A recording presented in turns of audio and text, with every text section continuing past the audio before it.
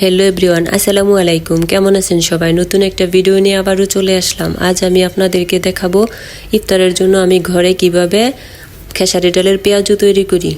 পেঁয়াজু তৈরি করার জন্য এখানে আমি 1 কাপ খেসারির ডাল ভালো করে পরিষ্কার করে ধুয়ে নিয়েছি আর 3 ঘন্টা পানিতে ভিজিয়ে রেখেছি। দেখেন ডালগুলো কত সুন্দর ফুলে গেছে। এখন আমি পানি নিগড়িয়ে ডালগুলো সুন্দর করে শিলপাটায় বেটে নিব। দেখেন আমি শিলপাটায় ডালগুলো দিয়ে দিয়েছি। এখন আমি ডালগুলো বেটে নিব।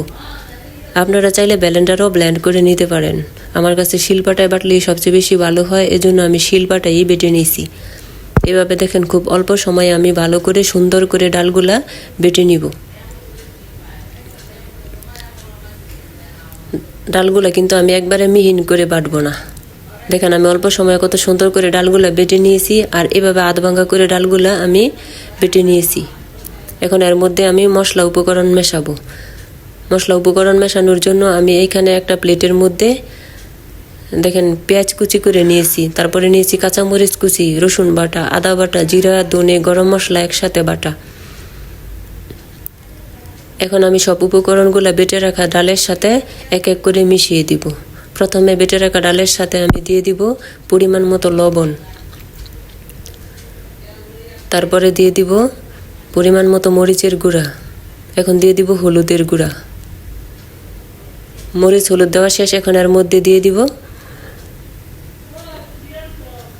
রসুন বাটা, তারপরে দিয়ে দিব আদা বাটা, এখন দিয়ে দিব জিরা, ধনে, গরম মশলা একসাথে বাটা, তারপরে দিয়ে দিব পেঁয়াজ, কাঁচামরিচ কুচি। পেঁয়াজের পরিমাণটা একটু বেশি লাগে, এজন্য আমি পেঁয়াজের পরিমাণটা একটু বেশি দিয়ে দিছি। তারপরে দিয়ে দিব কেটে ধুয়ে রাখা ধনে পাতা। এখন দিয়ে দিব অল্প পরিমাণে বেসন।